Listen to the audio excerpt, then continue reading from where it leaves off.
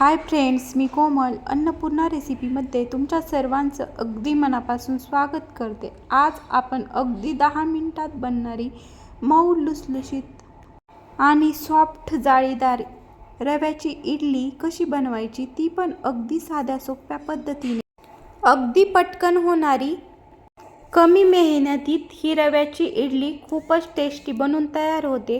एखाद्या वेळेस आपण डाळ तांदूळ भिजत घालण्यास विसरतो, त्यावेळेस ऐनवेळीला सुद्धा आपण ही इडली बनवू शकतो। रेसिपी संपूर्ण पहा।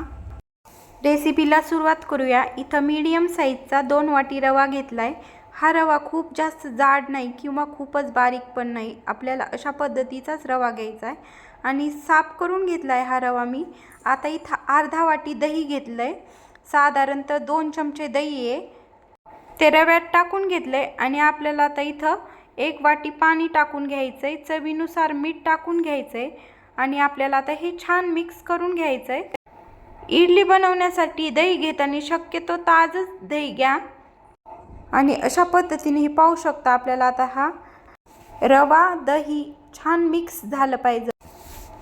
चमच्याने आपल्याला हे अशा पद्धतीने छान मिक्स करून घ्यायचंय आणि थोडंसं पाणी टाकून आपल्याला इडलीचं बॅटर बनवून घ्यायचंय। हे पाहू शकता अशा पद्धतीने छान मिक्स करून घ्यायचं आणि थोडंच पाणी टाकायचं, म्हणजे आपल्याला पाण्याचा अंदाज पण येईल आणि आपलं बॅटर खूप जास्त पातळ पण होणार नाही किंवा खूपच घट्ट पण नाही होणार। अशा पद्धतीने छान मिक्स करून घ्यायचं। ह्याच्यातल्या ज्या गाठोळ्या असतात त्या अशा पद्धतीने फोडून घ्यायच्या आणि छान मिक्स करायचं। पाहू शकता आपल्या इडलीचं बॅटर अशा पद्धतीचंच पाहिजे। आता आपल्याला हे 10 मिनिटं अशाच पद्धतीने झाकून ठेवायचे आणि लगेच आता इथे एक इडली पात्र घेतलंय, त्याच्यात साधारण 1 इंचापर्यंत पाणी घेतलंय, त्याला झाकण लावायचं आणि आता आपल्याला गॅस पेटून फुल गॅसवरच हे पाणी उकळत ठेवायचे।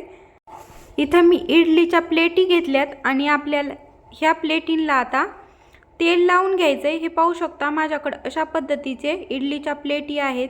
एका वेळेस 12 इडल्या होत्यात ह्या 3 प्लेटीमध्ये।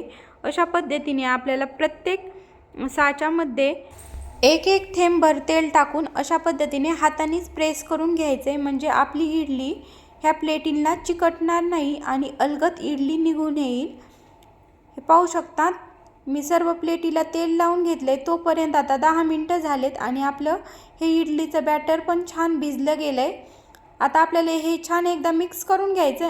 एक छोटा चमचा खाण्याचा सोडा घेतलाय, तो टाकून घेतलाय आणि आपल्याला आता 1 चमचाभर पाणी टाकायचंय त्या सोड्यावर आणि आता एक दिशेनेच आपल्याला हे अशा पद्धतीने छान मिक्स करून घ्यायचं, म्हणजे आपलं ही इडलीचं बॅटर छान फुगलं जातं आणि हलकं पण होतं। तर आता छान मिक्स करून घेतले साधारण 1 मिनिटभर आणि लगेच आपल्याला आता वेळ न घालवता 2 चमचे बॅटर एक साच्यामध्ये टाकून घेते। अशा पद्धतीने पाहू शकता आपल्याला इडलीच्या साचे जास्त पण नाही भरवायचे आणि खूपच कमी पण नाही। सर्व साच्यांमध्ये हे बॅटर टाकून घेते।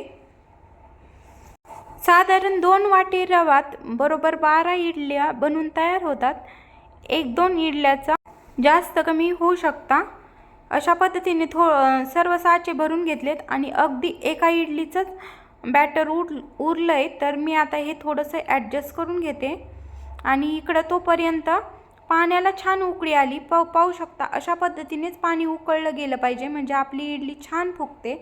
आणि आता ह्या प्लेटी ह्या पात्रामध्ये मांडून घेते आणि लगेच आपल्याला झाकण ठेवून साधारण 10-12 मिनिट ही इडली अशा पद्धतीने वाफवून घ्यायची। साधारण 10-12 मिनिटानंतर पाहू शकता आपली इडली छान वाफली गेली, टम्मसुद्धा फुगली गेली। आता आपण चेक करू। एक चाकू घेतलाय आणि अशा पद्धतीने चाकू टोचून पाहते। पाहू शकता चाकू पूर्ण प्लेन आलाय, म्हणजे आपली इडली छान वाफली गेली। आपल्याला लगेच गॅस बंद करायचा आणि इडलीच्या प्लेटी काढून घ्यायच्यात आणि थंड होऊन द्यायच्या। साधारण 2 मिनिटानंतर हे इडली छान थंड झाली। आपल्याला आता अशा पद्धतीने चाकूच्या साहाय्यानेच हे मोकळ्या करून घ्यायच्यात। पाहू शकता अशा पद्धतीने अगदी अलगद निघून येतात आणि कुठेही इडली चिटकत नाही. पाहू शकता किती जाळीदार सुद्धा झाली, तुम्हाला दिसतच असेल. ही इडली बनवायला खूपच सोपी आहे, त्यामुळे नक्कीच बनवून पहा. आणि सर्वात महत्त्वाचं, चविष्ट सुद्धा तितकीच लागते, मुलांना सुद्धा खूप आवडेल. आणि आपण केव्हाही अगदी 10 मिनिटात ऐनवेळीला सुद्धा ही इडली बनवू शकतो. हे पाहू शकता.